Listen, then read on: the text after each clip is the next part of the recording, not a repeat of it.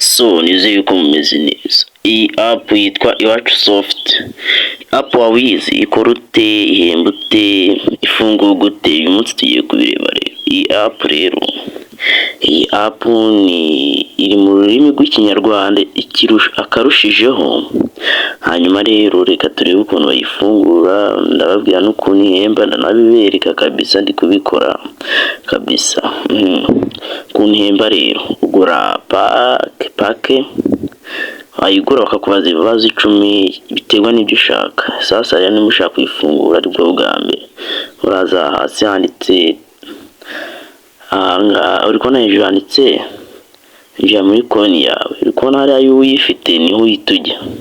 Sasa rero uraza hano hasi handitse hanga konti nshya, hasi hazahita bakugeza aha mbere. Rero urashyiramo amazina yawe, kirimo iryanjye, umaze gushyiramo izina ryawe, hasi hakurikiraho uratushyiraho namba zawe. Kubona ngiye zijyamo, hasi uratushyiramo ijambo banga, password nyine ushaka.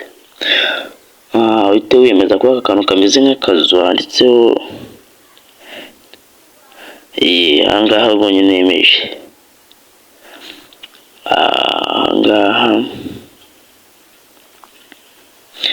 sasa rero urahita uza ahangaha handitse imeza,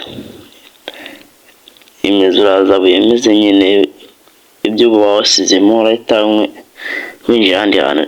Sasa rero kunihemba ni ukugura pake ushaka nyine kabisa, bakakubaza ibibazo 10. Uraje ubyirebera, ariko ubyirebere tu, ntabwo njya muri byinshi. Uraza hano ugera ahangaha ushyiremo namba zawe, kuko nyine hari uraba wemeje, ushyiremo ya namba yawe n'ubundi. Numara kuyishyiramo uraza hano hasi tushyiramo password wasizemo n'ubundi. Hasi hakurikiraho handitse ngo ijambo banga. Kwibuka ijambo banga nyine ni ukwemeza, uhita uhavivura kuriya ni ya password uba wasizemo, ntabwo ari ibintu bigoye. Sasa uhita uhinguka ahangaha, password pake yawe y'1000 cyangwa iyindi ushaka, kubaza ibibazo 10. Ibibazo 10 rero uri kumva ni ibihumbi 10 kabisa. Tuhingukira ahangaha, uri kubona hano handitse ngo ishyira kuri balance, shyira kuri balance. Hasi uri kubona nyine icyiciro cya mbere, amasomo arenga 50 bakubaza mu byiciro bitandukanye. Tangira nyine y'utugura pake ari aho ngiye nayiguze, uraza kubibona ku yindi video ikurikiraho. Iyi ngiyi nyine mbayinshiriyemo ahangaha ngeze, urahita ubibona ahantu hakurikira. Ariko reka mbereke iby'ingenzi cyane. Icyiciro cya kabiri rero, icyiciro cya kabiri kubona hasi hari ibara ry'icyatsi.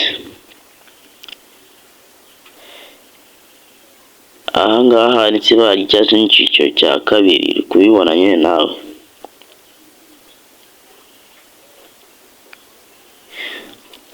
Ahangaha muri kubona handitseho 0. Uri kubona hasi handitse bikura nyine. Iyo uri kubona afiteho 0, kuko nibwo ni gutangira. Naguze kuko nyine nsanzwe nyikoresha, ariko naguze pake nibwo nyiguze, ngiye gutangira. Hara hejuru tugenda n'ukuntu bagenda bafungura, ariko iyi video ngiye kuyicira ahangaha kabisa. Reka nyicira ahangaha, n'indi video biri uhite bikurikirana kabisa 5 kuri 5. Nugira ikibazo ndaza kwita uhita ubona nayihageze. Uri kubona hasi ngiye kubereka ibibazo bababaza, nawe nimba ubona byakunda nawe wabikora kabisa. Ariko nyine nta mpamvu yo kwanga kabisa, ibi bintu ni byiza cyane. Ibibazo ngibi ikinyarwanda, nusuba ikinyarwanda koko tubwizanye ukuri, cyakunanira. Imigani, tuvuge ko nta muntu uzi imigani. Iki cya kabiri ni imigani bakubaza, ariko ubona utuntu tworoshye cyane. Imigani ikeshamvugo. Twabyize hagiye mu wa kane ahari simbizi, ntawe ndi kubyibuka. Ibi ni ibintu byoroshye cyane, ikeshamvugo twabyize mu mashuri kabisa, ni ibintu byoroshye cyane. Aka kantu twizere yuko twese turi bugatsinde. Aka kane,